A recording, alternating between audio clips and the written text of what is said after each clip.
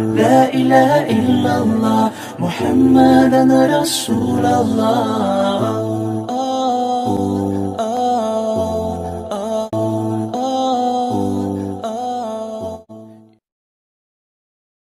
আমি আমার এই প্রায় ৫৫ বছরে যতটুকু শিখেছি তার খোলাসা কথা হলো, আল্লাহর কাছে যত অন্যায় করেন, মদ খেয়েছেন, শুয়োরের গোশত খেয়েছেন, অন্যায় করেছেন, যাই করেছেন, মাপের আশা আছে।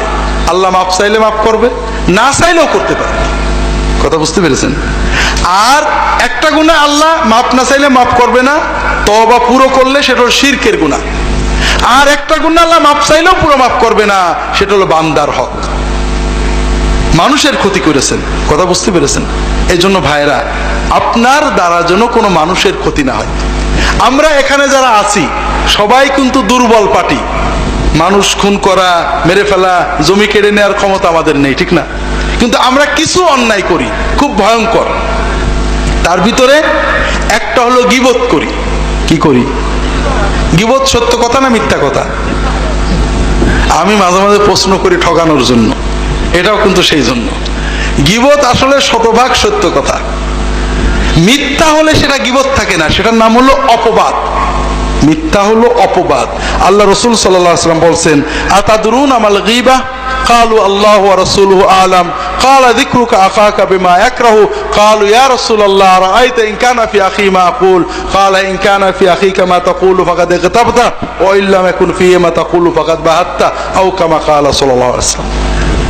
রাসূলুল্লাহ সাল্লাল্লাহু আলাইহি ওয়াসাল্লাম সাহাবীদের বলছেন, তোমরা জানো গীবত কি? তারা বললেন, আল্লাহ এবং তার রাসূল ভালো জানেন। রাসূলুল্লাহ সাল্লাল্লাহু আলাইহি ওয়াসাল্লাম বললেন, তোমার ভাই সম্পর্কে তার গায়বাতে, গীবতে, তার অনুপস্থিত অবস্থায় এমন কথা বলবে যে এটা শুনলে তার মন খারাপ হবে। সাহাবীরা প্রশ্ন করলেন যে ইয়া রাসূলুল্লাহ, এইরকম জিনিস যদি তার সত্যিই থাকে?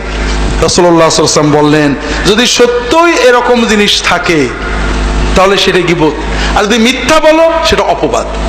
তাহলে গীবত হওয়ার জন্য দুটো জিনিস শর্ত, একটা হলো সত্য হতে হবে, আর একটা এমন কথা যেটা তার পিছনে বললে সে শুনলে তার খারাপ লাগবে, কষ্ট পাবে। কথা বুঝতে পেরেছেন? আর অপবাদের কথা একটু পরে যাচ্ছি। আল্লাহ রাসূল সাল্লাল্লাহু আলাইহি ওয়াসাল্লাম বসে আছেন, তার পাশে তার স্ত্রী আয়েশা রাদিয়াল্লাহু তাআলা আনহা বসে আছেন। এমন সময় আর এক স্ত্রী সফিয়া রাদিয়াল্লাহু তাআলা আনহা তার কাছে এসেছেন, কয়েকটা কথা বলে তিনি চলে গেছেন। আয়েশা রাদিয়াল্লাহু তাআলা আনহা বলছেন, ইয়া রাসূলুল্লাহ হাসবুকা মিন সফিয়া কাযা ওয়া কাযা।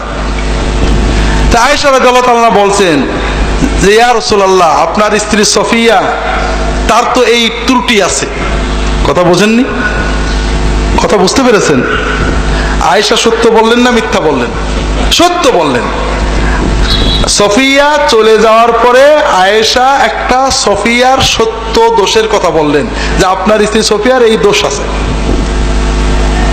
আয়েশা রাদিয়াল্লাহু তাআলা আনহার এই কথা শুনে রাসূলুল্লাহ সাল্লাল্লাহু আলাইহি ওয়াসাল্লাম বললেন, ইয়া আয়েশা লাকাদ কুলতি কালিমাতান লাউ মুজিজাত বিমাইল বাহরি লামাজাজাতহু।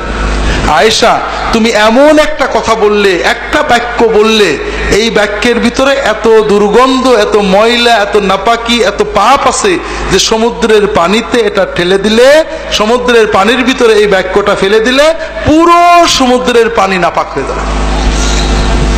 তো ভাইরা, এইরকম কথা আমরা কি বলি না? বলি না?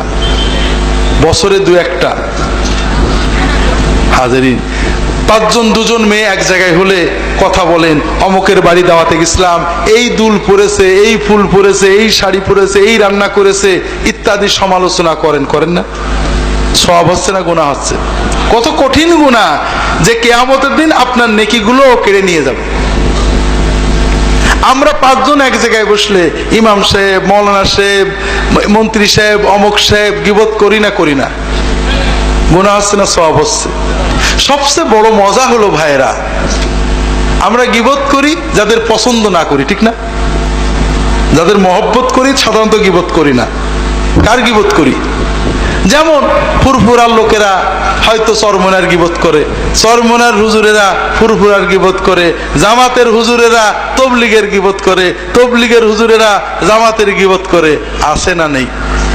আছে। প্রথমত এটা একটা মহাপাপ। 2 নম্বর কথা, ওই যার গীবত করলেন কিয়ামতের দিন আপনার জিকির, ওজিফা, জিহাদ, তাকওয়া, তওবা সব সওয়াব কেড়ে নিয়ে যাবে। কাজেই ভাইরা, আমার অনুরোধ হলো যেন জবানে গীবত না যায়। কথা কি বুঝতে পেরেছেন? মদের পাপের তওবা সহজ, গীবতের পাপের তওবা সহজ না। অনেক হাদিস আছে, লম্বা বলতে পারবো না। আমরা গীবতের চেয়েও বড় পাপ হলো মিথ্যা অপবাদ দেওয়া। কথা বোঝেননি? আর এটা আমরা দিই। আল্লাহ রাসূল সাল্লাল্লাহু আলাইহি ওয়াসাল্লাম বলছেন, মান ক্বালা ফি মুমিনিন মা লাইসা ফি আসকানাল্লাহু রাদগাতাল খাবালি হাত্তা ইয়াতিয়া বিমাখরাজিম মিন।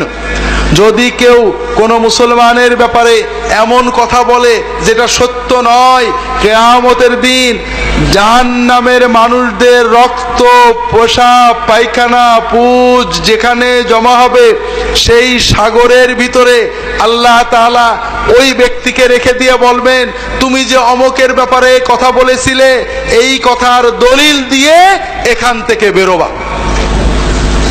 ভাইরা, একটু সচেতন হন।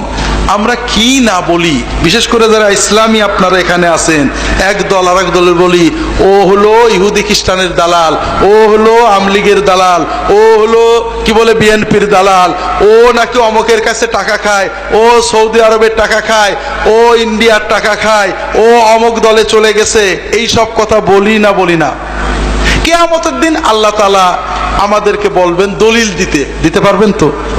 দুনিয়ায় দেখেন, কেউ যদি বলে অমক লোক আমেরিকার দালাল, অমক লোক ইন্ডিয়া থেকে টাকা খায়, আপনি তাকে বলবেন তুমি কসম করে বলো তো আমি যেটা বলেছি সত্য, যদি অমক লোক ইন্ডিয়ার টাকা না খায় তাহলে আমার বউ 3 তালাক।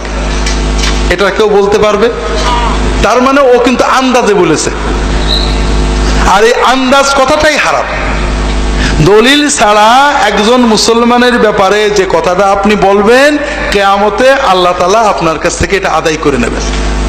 কাজেই ভাইরা, এই কথাগুলো, এই ধরনের কর্ম থেকে নিজেদের জবানগুলোকে হেফাজত করুন।